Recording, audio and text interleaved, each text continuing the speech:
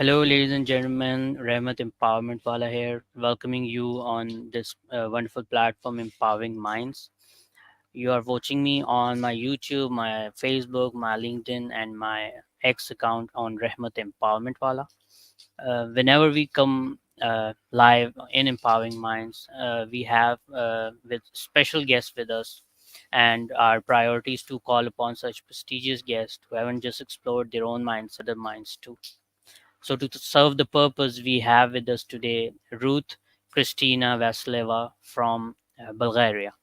So, I'm very thankful to her that she showed her appearance in Empowering Minds and is here to empower our minds. So, let's welcome Ruth.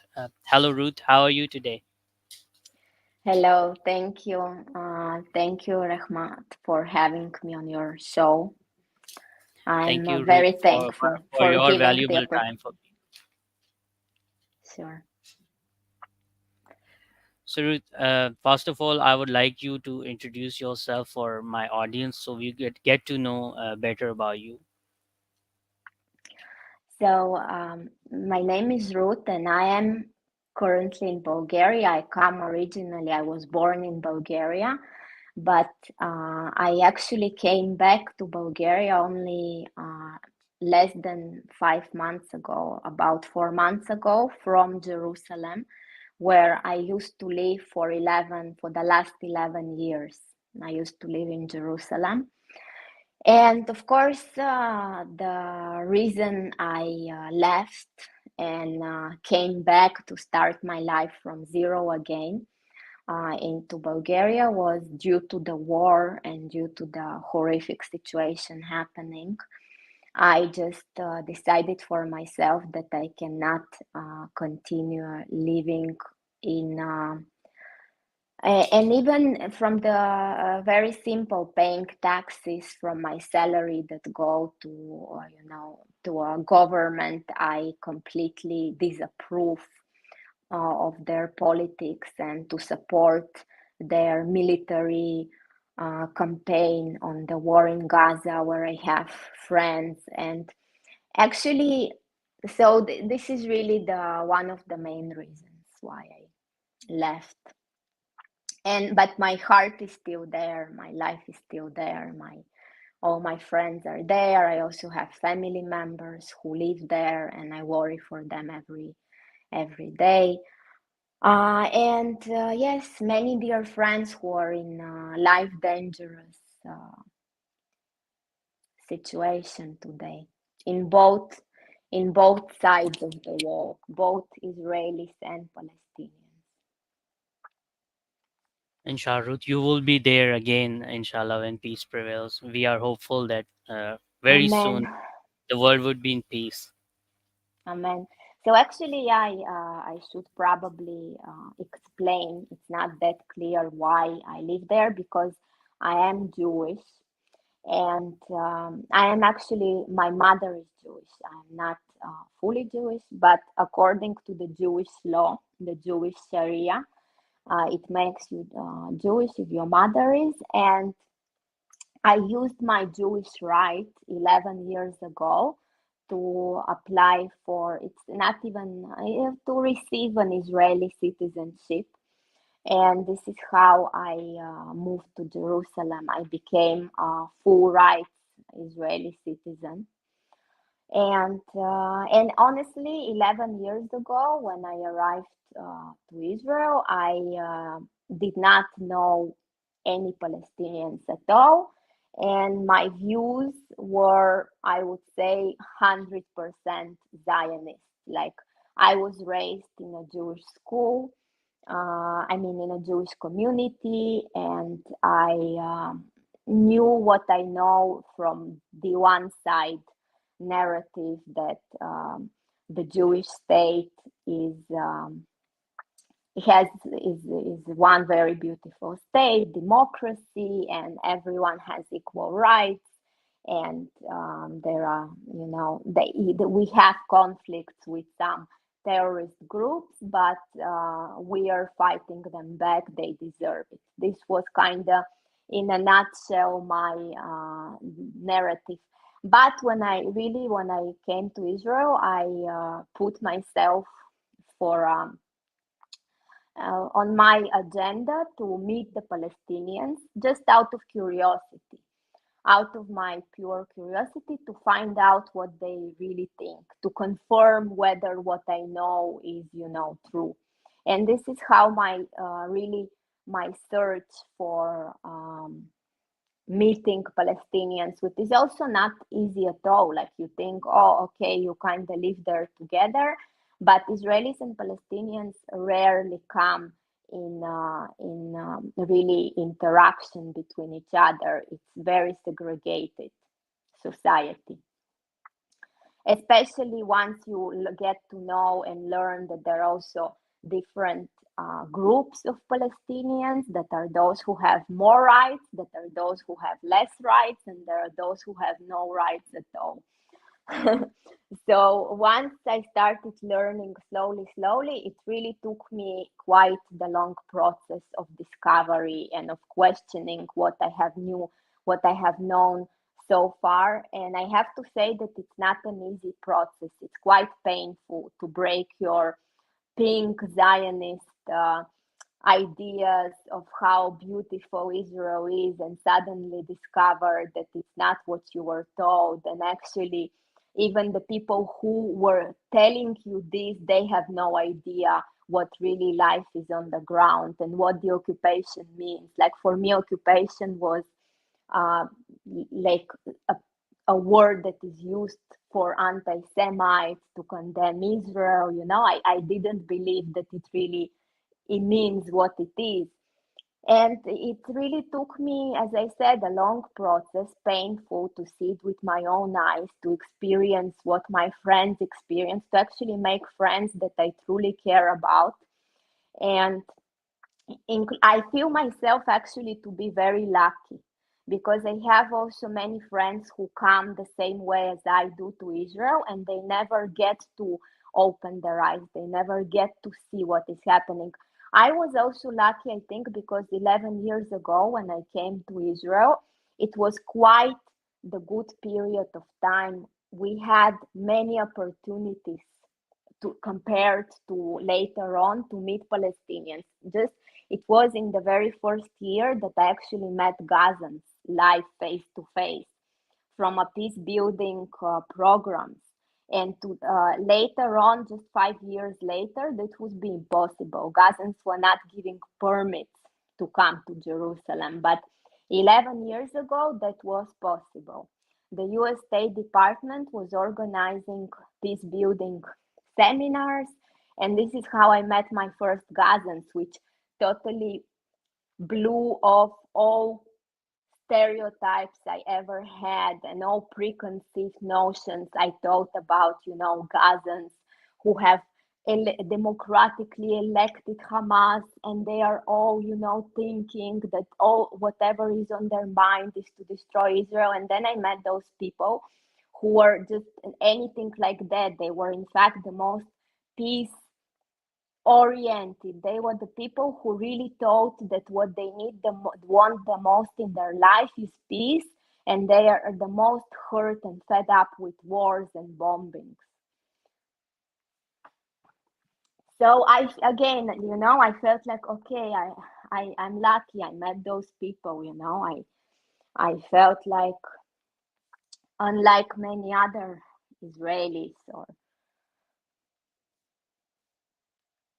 So, Ruth, you were brave enough to admit all these, and as you said, you are lucky enough to, you have the basic sense of judging what is good and what is bad, and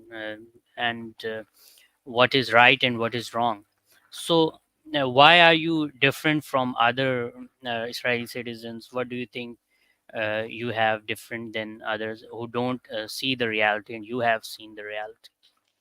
well, first of all, I'm also not the only one who has seen the reality. Like I also have You are a, fewer a ones. yes, I would say that unfortunately we are fewer because, and it's quite simple because it's made everything possible for Israelis and actually the whole world not to see the reality. I mean, it's the way that we Israelis are prevented to even just interact with Palestinians, it makes it very difficult. And the way I can see from my family in Israel who are going to Israeli educational system, and even the Jews abroad from the Jewish communities, it's all in it's the indoctrination there, that from a very young age you believe that there is nothing to talk about with them. There are no this there the people are, if maybe there is one Palestinian who will be against Hamas, he is a very tiny exception, or he's someone who you will not take as an example for everyone else, and you will, and all of them are just terror loving and revenge loving, and you don't even learn, the I mean, like, it's very hard to be those like me, those who discovered the other narrative, which is really the reality on the ground, have really put some efforts, and it's also, and the biggest effort is, yeah, to be brave enough and to admit it to yourself that what you believed before is quite was wrong. It's not easy, you need to, the first thing you need to fight is with your ego, and who wants to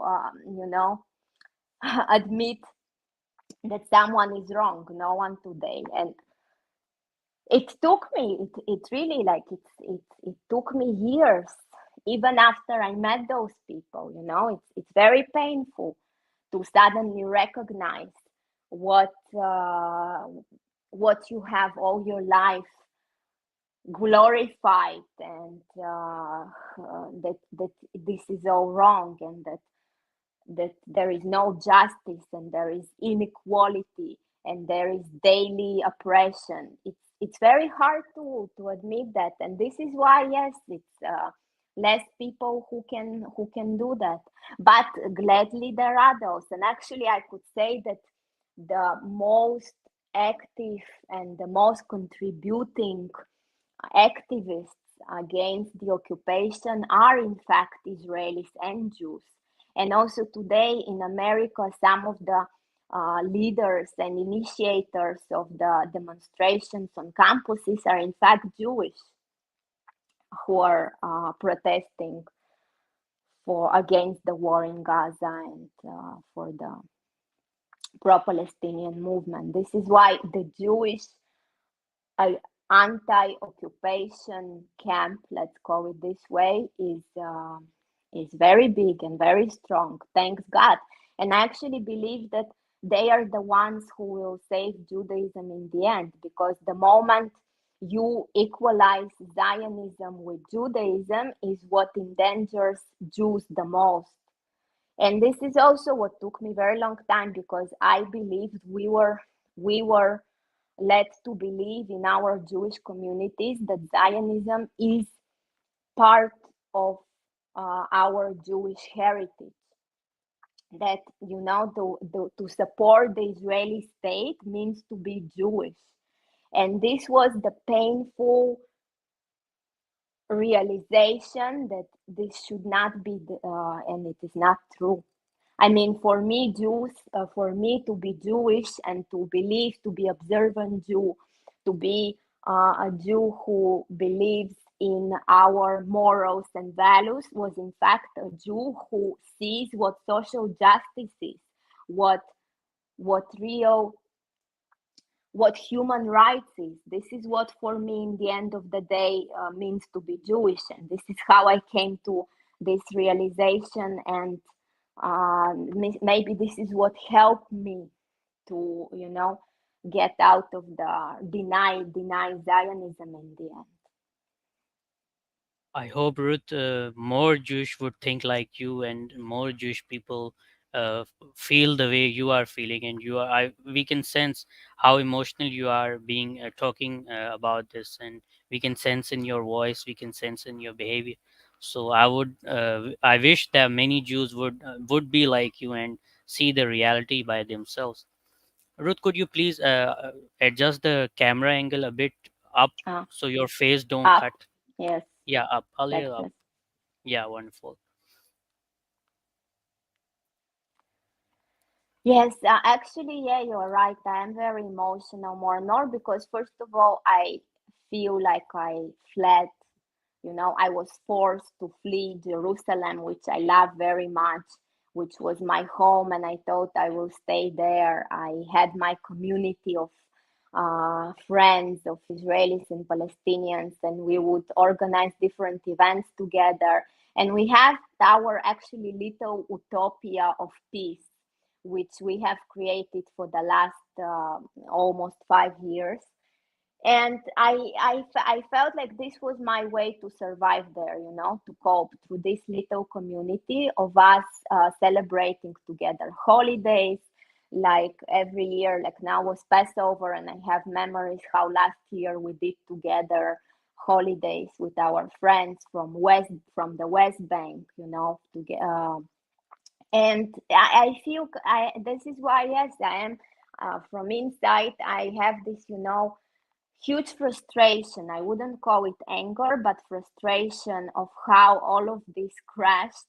And I have friends today from the West Bank who cannot leave the house because they're afraid.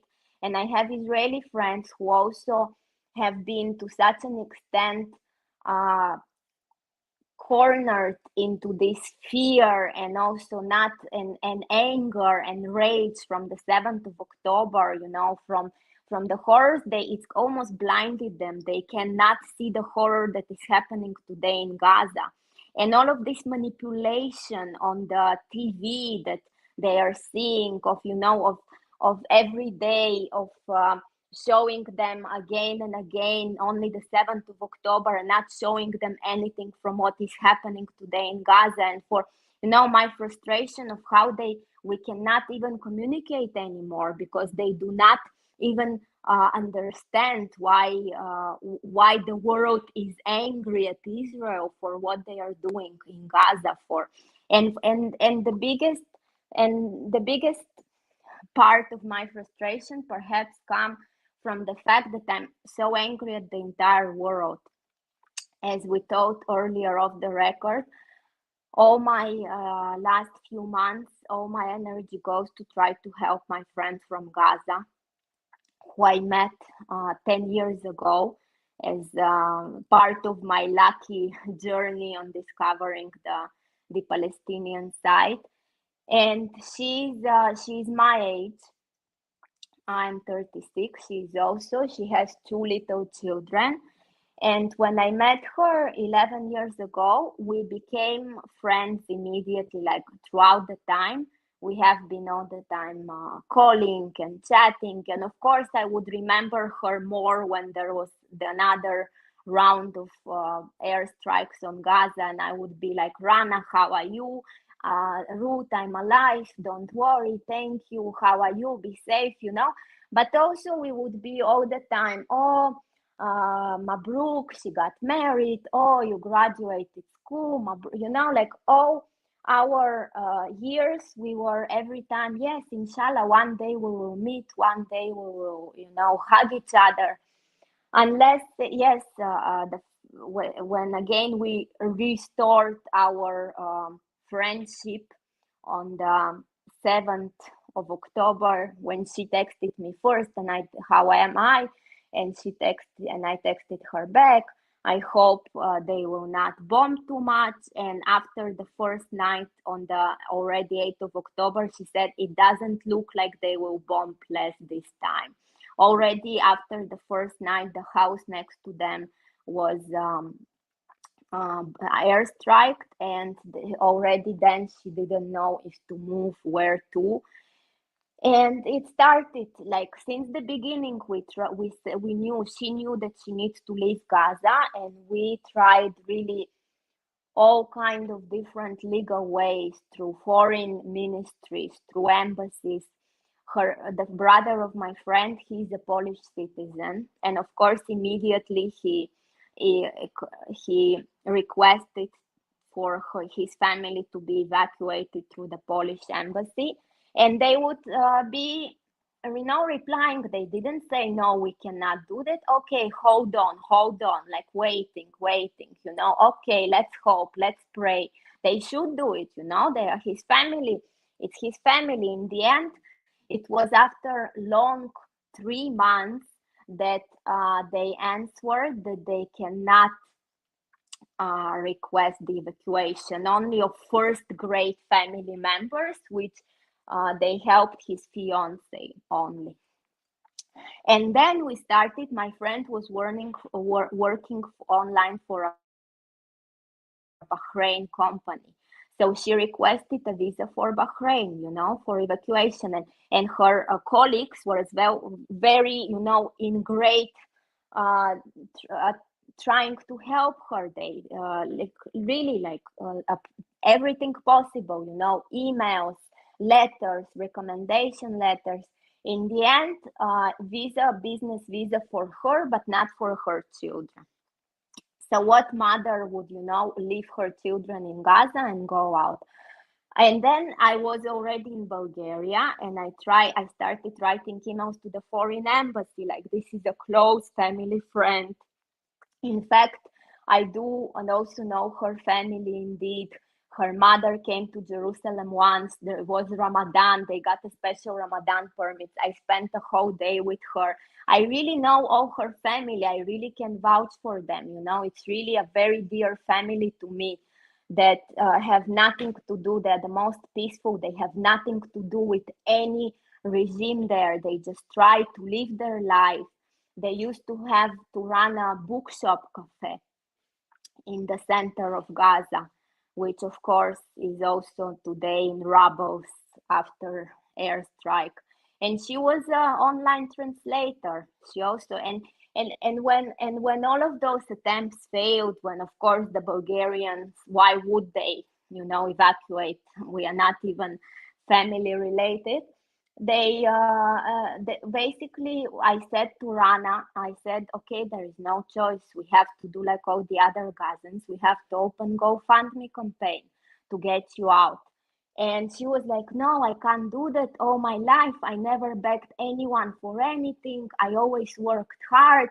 All my family, we never took one little, it's this, it's this dignity. How many Palestinians also have this feeling for it's the last thing they have left, their dignity, their self conscious, that they don't want to beg for help, that they don't need.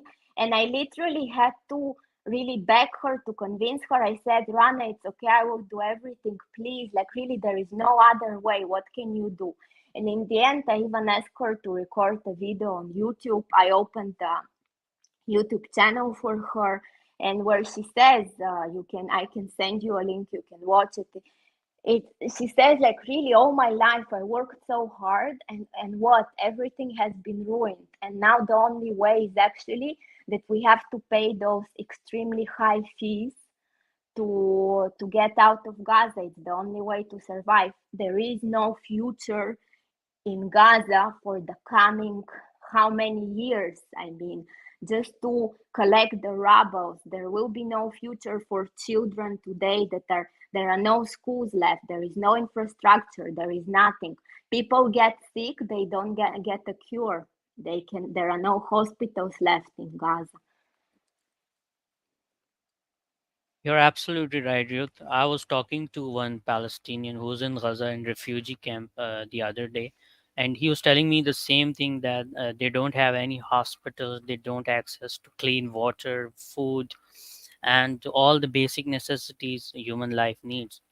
So, and he also said me that they asking for $5,000 for one person to evacuate that refugee camp and cross the border to Egypt. So that is a lot for a person who does not have any livelihood at the moment. So things are very hard there. And you talked about international response. Why do you think United Nations, human rights organizations, and countries like UK, US, Australia, and others, and Middle Eastern countries, why they are not behaving like they should be to this human crisis? I have really nothing in their defense to say. I mean, we can sit and blame them till the morning, and like get angry and curse them even. But it will not help because why they don't? Well, it's why the whole world doesn't, yes, help the innocent refugees and the innocent people of Gaza that have nothing to do with their leadership that failed them completely. My friend says we curse our Greens, yes, they call the Hamas the Greens, equally as we curse the Israeli bombs coming from the sky. There is no end to, but so what? So it will not help, obviously, if we just, yes, I feel like we, as the whole humanity, is betrayed in with the Gazans. Like all the states have betrayed us, all the institutions.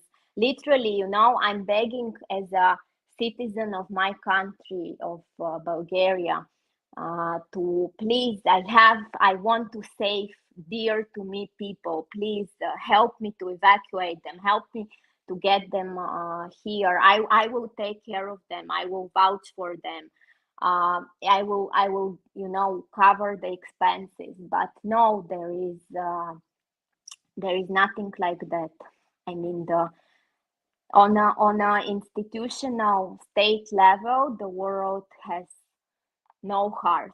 This is why I believe only in the hearts of individuals. And this is what I said to my friend Rana and to her brother. I said, listen, we will manage, we will do it because I believe in people. I believe that around the world, look, the solidarity with Palestinians, you can see it more than ever.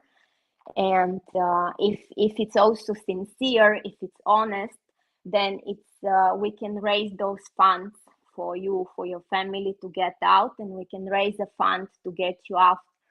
And this is my goal, really. My mission today is first to get them out of Gaza and then to bring them to Bulgaria, which really is possible. It's only a matter of financial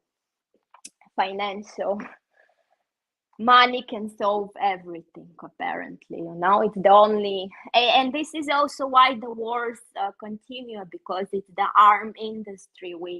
In the end, we all know that in the end, yeah. Absolutely, there are um, conflicts and there are interests of some countries who are biggest arm dealers. They don't want peace. They want wars. So their business runs and flourishes. So Ruth, there's also a war going on in Ukraine. There are refugees from Ukraine. We feel for them. It's not like we love them. We love the war. No, it's not. But there's hypocrisy. We have been seeing this. The refugees from Ukraine are taken with open arms, and the other side, the refugees are not, taken good care. So why do you think this hypocrisy is? Yeah, so of course, we could, I mean, it's been said that Ukraine in the middle of Europe with European refugees was a wave of refugees that was really welcome in the beginning of the war of Ukraine. But in to make the other refugees feel less discriminated. Today, Ukrainian refugees are also not that much welcome anymore. It's been, every miracle for a few days. In the beginning, people are like, oh, let's help them go to the border. So many organizations. My sister went to volunteer on the border with Poland. I was also helping in organizing evacuation for Ukrainians. And yes, there were many organizations, but not anymore. Ukrainians today are also paying a big price. But of course, you can count. Of course, you can say that Europeans are racist and they would rather take Ukrainians that they would take Arabs, and they had enough with the Syrian refugees. You can say that, but so what? You know, it doesn't help. I mean, no one. What can we say in general? I mean, yes, no state wants no nation wants foreign groups, and they all the time, you know, skeptical and this. I don't know how is the situation in Pakistan. Other Afghani refugees coming from Afghanistan, for example. They have been living here in, I guess, for last 30-35 years, and Pakistan has been the biggest territory who have taken care of the biggest number of refugees for the longest time. But now, because the situation in Afghanistan has been settling out, so they are returning back to their homeland. Hmm.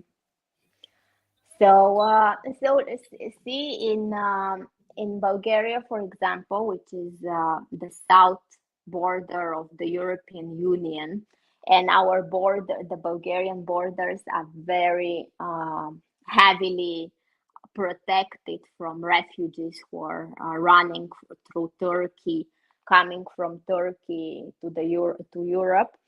And the way the police border control men are relating to them, it's also shooting and putting to prisons and calling them Talibans, no matter who they are. And it's quite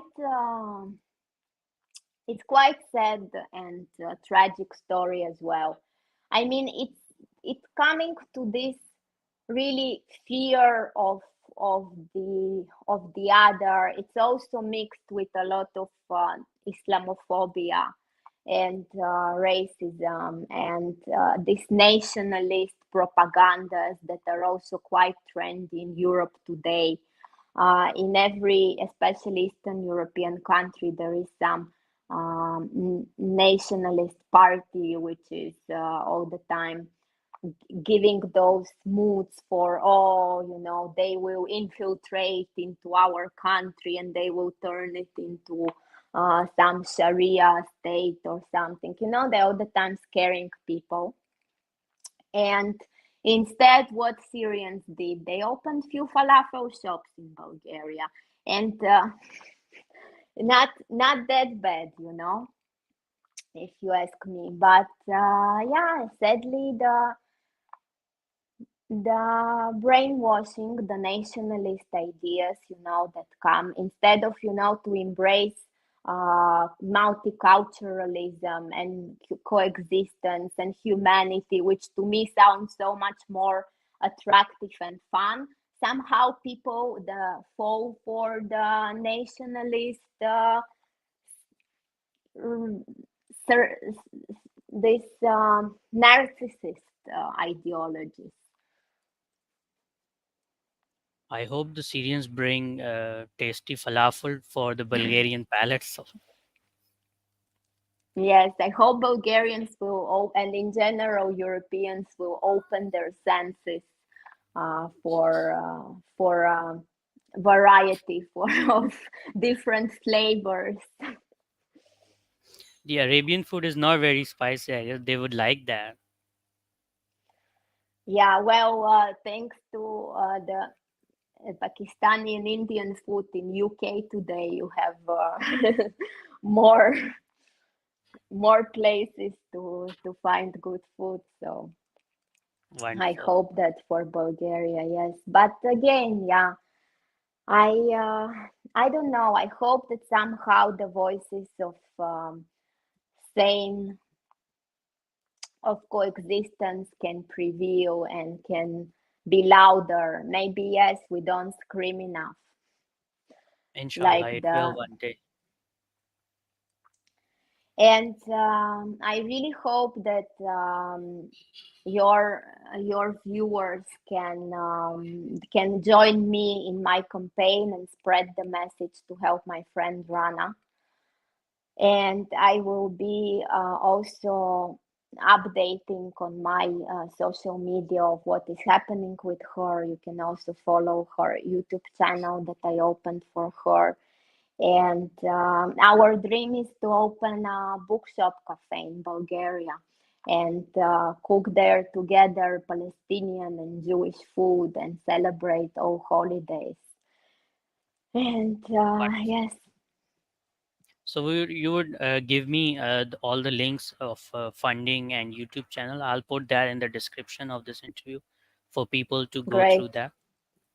Thank you. Yes, So, that would be lastly, Ruth, amazing. thank you so much for your wonderful time and precious time, and we had a wonderful talk. Lastly, how do you think your efforts? Where are they going? Are you hopeful that you will find the solution of what you have been trying to do?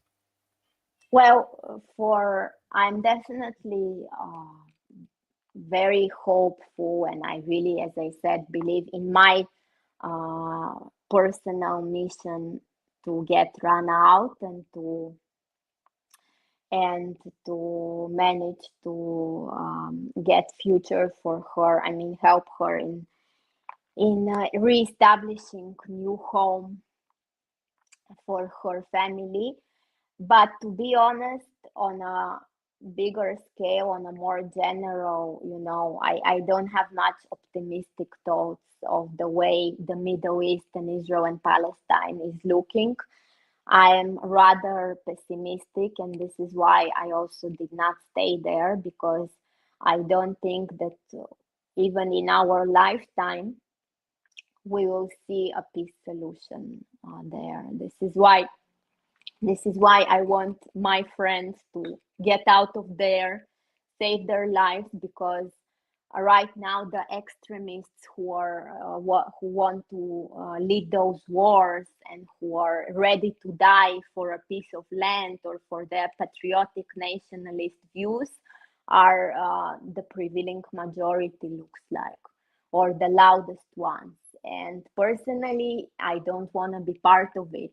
And my friend Rana also doesn't want to die for the redemption of Al-Aqsa, even. She wants her children to get an education, to get to live peacefully. They don't want to be the victims. They don't want to be the sacrifices for the big freedom, even if it's needed. But we just believe Palestine should be free, but not through violence and this endless cycle of violence. Could be free through negotiations, through peace talks. And right now, we don't have those leaders for sure.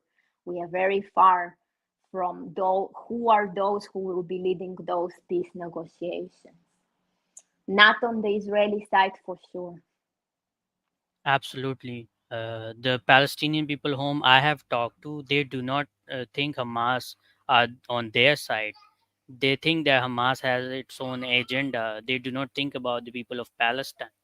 If they thought about it, they won't treat them like scapegoats. Yes. So they don't admire Hamas also, and obviously they don't admire Israeli governments because Mm. they think they both are admiring their own agendas, own interests. They don't think about the common people living on that land. Yes. Yes, exactly. Yes. That's sadly the reality. Thank you so much, Ruth. We are hopeful that inshallah one day peace prevails, not on that Middle Eastern land, but all over the world. We would see Yeah. a sun which rises, and with we see the peace all over the world. And I'm hopeful. You should also be hopeful, and we all should also be hopeful. Thank you so much for your time, Ruth. Amen. Amen. Thank you. Thank you, Rahmat. It was nice talking to you. Thank It you. was really nice talking to you, for me too, and I really learned a lot from you. And I really admire your emotions, your friendship, and how admire you. How admire you your friendship across the borders, and I really like that sense of you. Thank you so much, Ruth. Thank you. Thank So, you. ladies and Bye. gentlemen, you were watching and listening to Ruth Kristina Vasileva from Bulgaria. She was expressing her emotions towards the friendship, and we talked about the Palestinian crisis. So, I hope you learned a lot from this session. I'll see you next time with some new guests. Keep doing amazing things. I'll see you. Bye bye. Bye bye.